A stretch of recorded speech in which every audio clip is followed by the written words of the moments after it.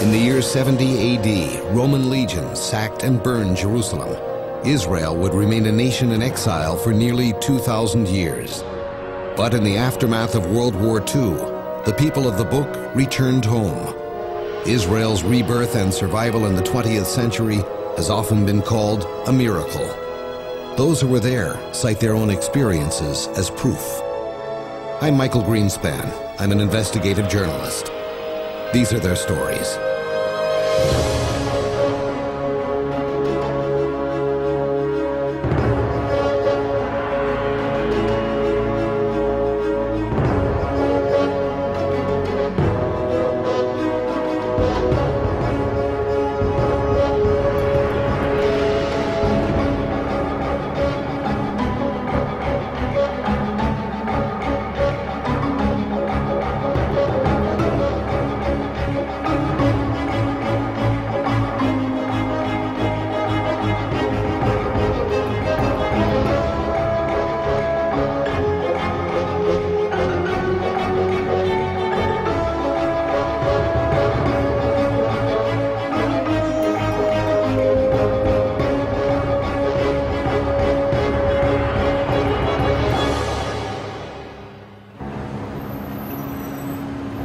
It's impossible for anyone young, for anyone who, for that matter, was not here, to imagine what this place was like before Israel became a nation again in 1948. It was only in 1909 that the Turks allowed Tel Aviv to come into existence as an all-Jewish community.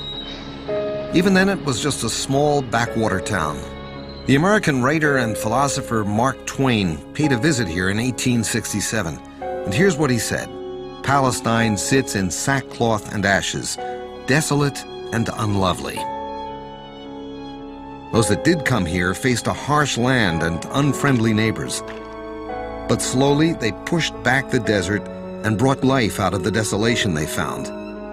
New Jewish towns and villages appeared across Palestine. Fields and orchards grew where none had been in 2,000 years. When Britain inherited Palestine and the spoils of World War I, Lord Balfour declared that this should become a Jewish homeland. But that was a declaration without substance until the world witnessed the atrocities of the Holocaust on millions of Jews, and the newly formed United Nations passed a resolution affirming it.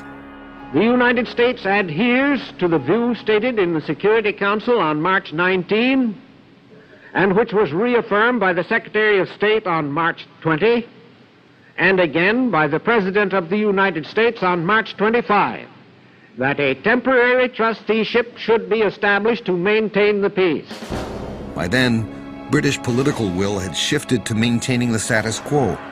The British Navy attempted to stop all Jewish immigration and turn back any ship that reached the harbors off Palestine's coast. British officers trained and equipped militias of the Arab League in an attempt to empower Arab suppression of mounting Jewish claims for independence. England became an enemy of the Jews, and the Jews were determined to drive the British from what they now considered to be their rightful homeland. Young Jews joined groups like Irgun and the Palmach to wage a guerrilla war against British occupation.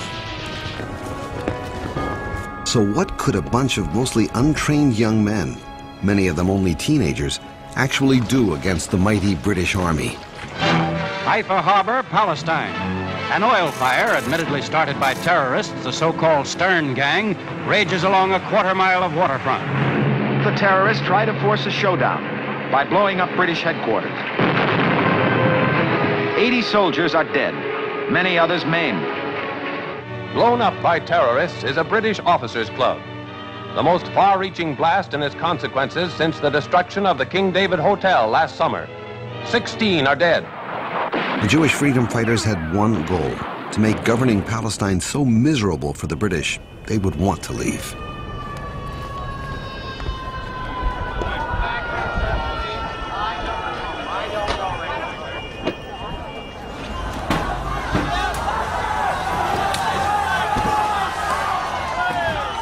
The English finally had enough. I have been instructed by His Majesty's government to announce with all solemnity that they have consequently decided that in the absence of a settlement, they must plan for an early withdrawal of British forces and of the British administration from Palestine. One of those young Jewish freedom fighters who helped drive the British from Palestine was a teenager named Ezra. His story recalls an account in the Bible of God blinding the eyes of those who would have harmed Abraham's nephew. Ezra, when you were a young man, a teenager, yeah, you did something that most American teenagers wouldn't do. You went off to join the underground. when my parents found out, it was terrible. I made them understand that I'm decisive. When they understood that, all they could do is to pray for me. And they'll never forget. Every time I went down the steps, getting out of our home, I've heard my mother whispering a prayer. Go in peace and come back in peace, and let the Kadosh Baruch Hu, God, blind your enemies so they won't see what you do. And I want to tell you, this prayer was received in the skies in a stunning way. So many times my life was saved miraculously.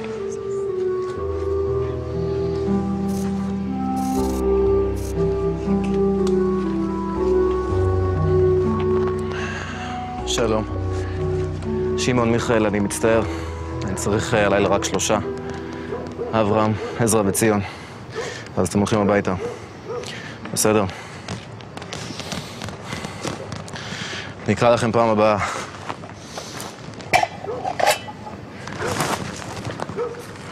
חברים, מחר ב-6 בבוקר אנחנו תוקפים שיירת סיור בריטית בדרך לירושלים. יש לנו כאן בשקים, רימוני יד, רובים וחלקים של מקלע ברן חדש. תרכיבו אותו כשתגיעו לשטח. ליד הכביש במקום שבו השיירה עוברת, יש בניין ריק. נתקוף משם. הכל ברור? כן. טוב, אז נתראה בעוד כמה שעות. הצלחה. One thing we didn't know, that the British imposed a sudden curfew. They intended to hang 2 of my friends, and they feared that we, the underground, will manage to kidnap British soldiers. It was a dark night. Once we started walking, we faced through the dark British troops approaching. We tried to escape from this group. We found ourselves approaching to other group. The only thing we could think about was the gallows. But not yet, not yet, not yet. Suddenly we heard shooting. Next day found out the reason. Quite near, a poor man, father of 10 children, Mizrahi was his name, Abud Mizrahi. He was shot to death. He didn't know about the curfew, and that was his destiny.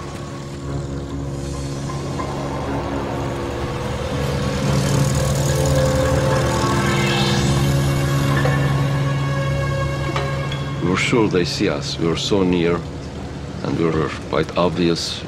Boys carrying sacks, and miraculously they didn't see us.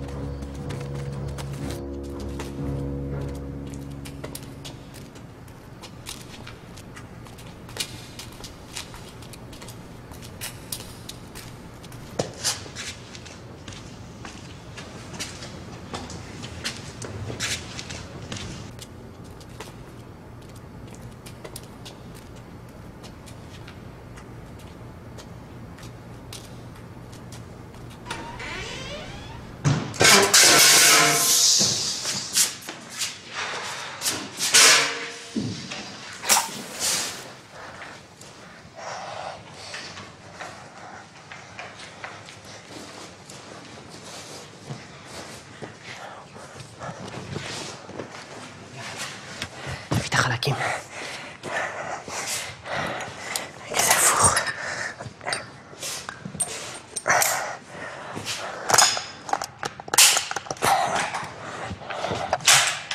טוב.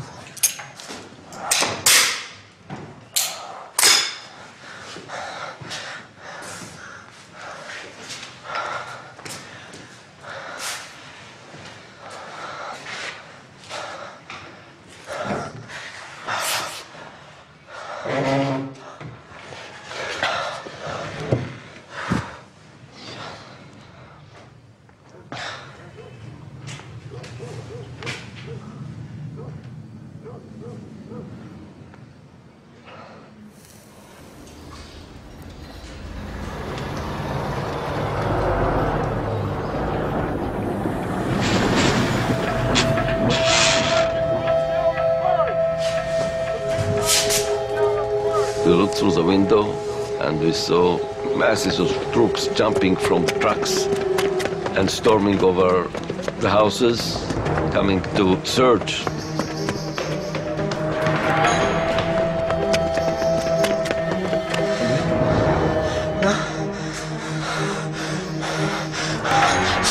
כל עוד בלב! תוציאו מטוס. הם יבואו לכאן, הם יראו את הנשק, הם יוציאו אותנו להורג.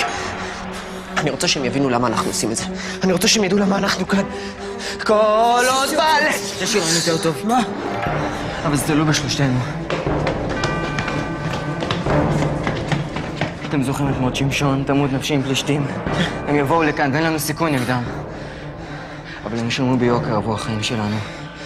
צודק. מסכימים? קדימה. כנסו לעמדות, תהיו מוכנים.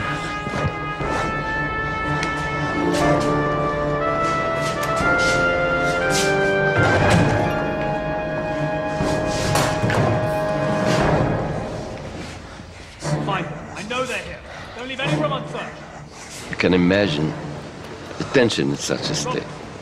And you've heard them approaching, and every step made them closer to us. And then you've heard them getting in the corridor and knocking hardly on a door next to our door.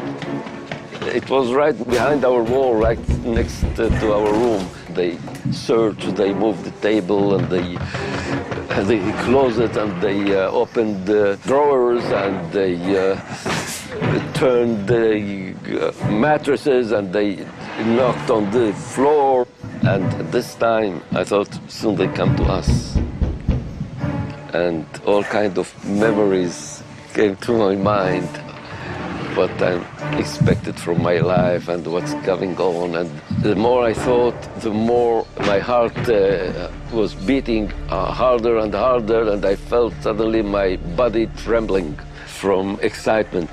I didn't join the underground to kill myself, but I knew I was ready, I knew the dangers, and if this is the end. But then when I glanced to my friends, this was much harder. I couldn't believe that a man can love a human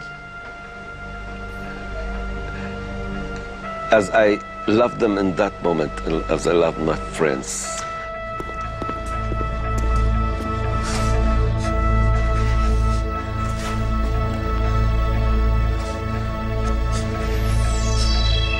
Well? They're not here, sir. We've searched everywhere. Check the night patrols. Somebody should have seen them. Meet me downstairs. Yes, sir. Let's go!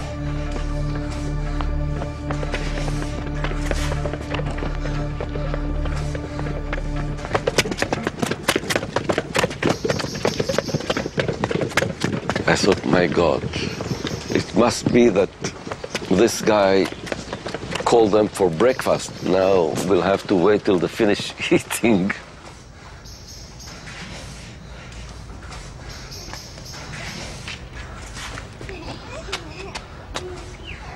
And suddenly we've heard in the outside voices of children. You know how children, when they play loudly and so on. I thought, how come their parents let them get out?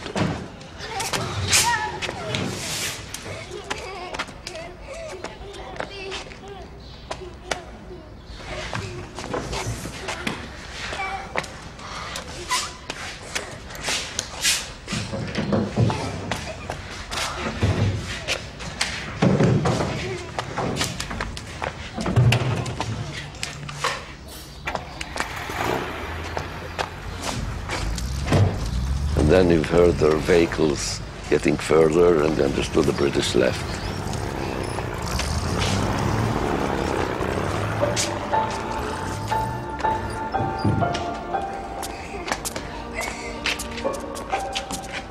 You know, the British searched everywhere.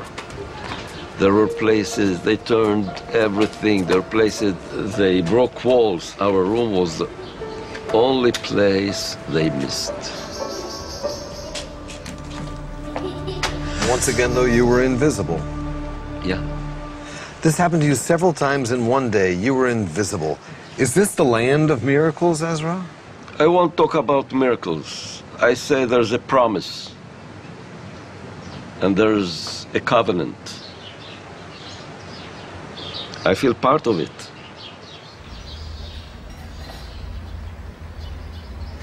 In the search for miracles here, there is no better place to look than the very existence of Israel itself.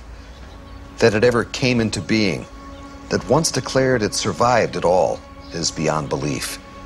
It gives new meaning to the slogan, "Against all odds." As 1917 began, the world was still engulfed in what many were calling the war to end all wars. England and her allies were facing an acute shortage of explosives until a patriotic Jewish scientist named Chaim Weizmann approached the British government with a formula he had devised for TNT.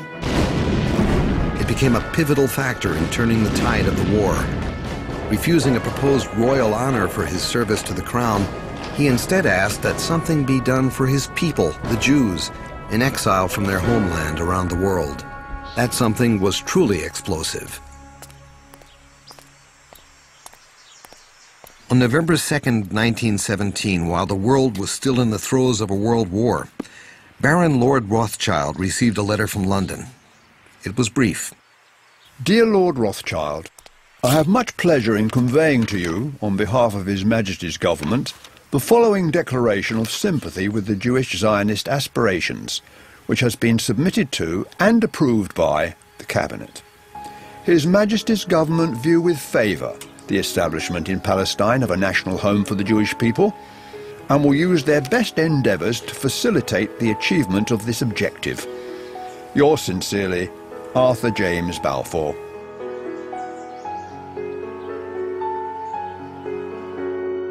Those powerful words became a mighty wind that swept through worldwide Jewry, fueling Zionist fires of hope that after 2,000 years, the exiled nation of Israel would again have a home in the land of David. 1 month later, on December 11, 1917, British General Edmund Allenby accepted the surrender of Jerusalem from the Turks, who had held the Holy City captive for more than 400 years. The month following, Chaim Weizmann, who would eventually become Israel's first president, met with Faisal Hussein, king of Iraq and Syria.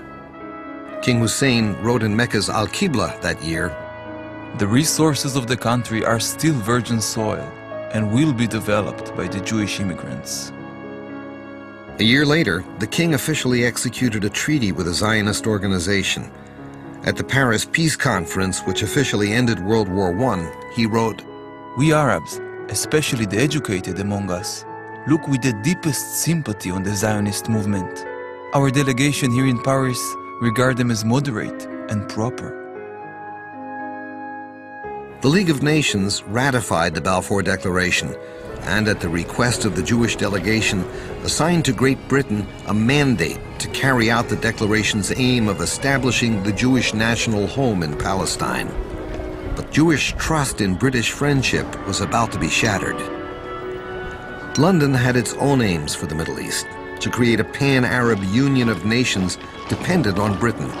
A Jewish state would be uncontrollable and independent. Britain reversed its support of the Balfour Declaration and now opposed Zionist goals of a Jewish homeland in Palestine. In 1939, Sir Winston Churchill cautioned, "The acts that we engage in for appeasement today, we will have to remedy at far greater cost and remorse tomorrow." The British government issued a white paper in 1939, declaring its abandonment of the Zionist policy.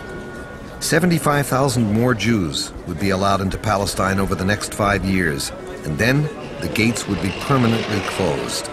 Britain implemented the White Paper's provisions, in effect trapping untold numbers of Jews in Nazi Europe who might have otherwise escaped even during the war. To ensure their policy was carried out, the British Royal Air Force and Navy instituted a blockade around Palestine. No Jewish immigrant was allowed in.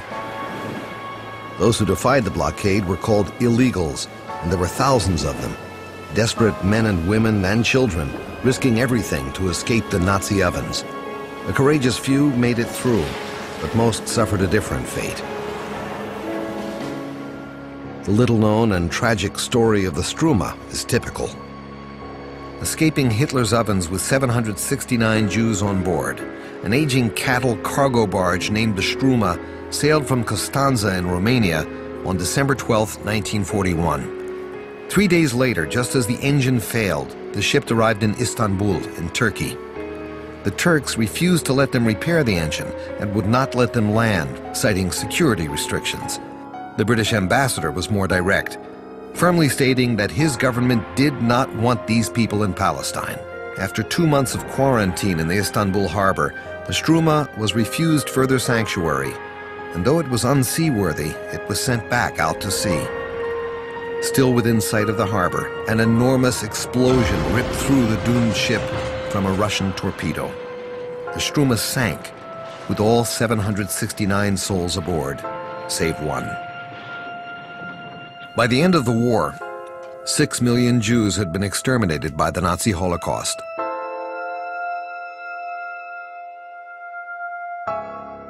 World sympathies toward the Jews forced the newly formed United Nations to face the Palestinian issue. On November 29, 1947, the UN passed Resolution number 181, proposing the partitioning of the British Mandate territory into 2 states, Jewish and Arab. Afghanistan? No. Argentina? Argentina? Abstention. Egypt?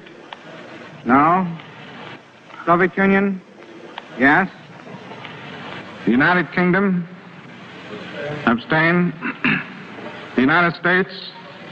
Yes. The resolution of the Decak Committee for Palestine was adopted by 33 votes, 13 against, 10 abstentions.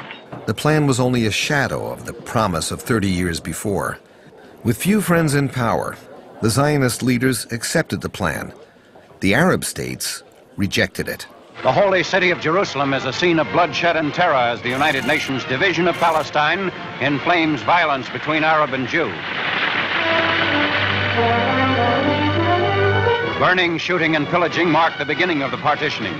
Youths of Haganah, Jewish military organization, try to salvage merchandise from looters in the mixed area of the city. 91 lives are lost in the first few days. The British are to start evacuating their army in May.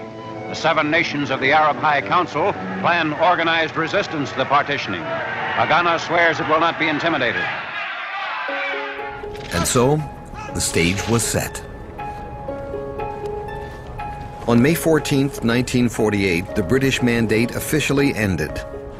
That morning, the Jewish People's Council gathered at the Tel Aviv Museum to sign a proclamation read by David Ben-Gurion, officially declaring the sovereignty of a new Jewish state as of midnight that night.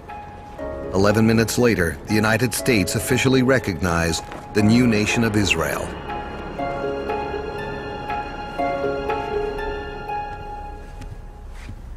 It's so quiet now, but on the morning of May 14, 1948, the air in this room was electric.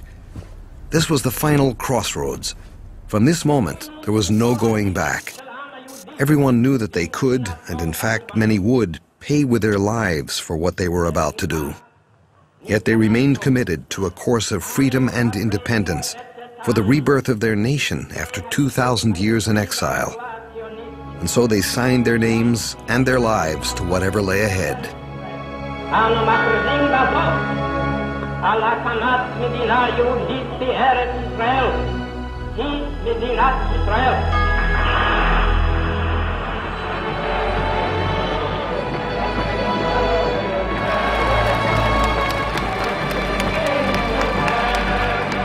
That Israel survived that first day, that these people went on to build their nation despite enduring incredible hardships and in defiance of enemies dedicated to their annihilation, may be the greatest living evidence in our time of the reality of miracles.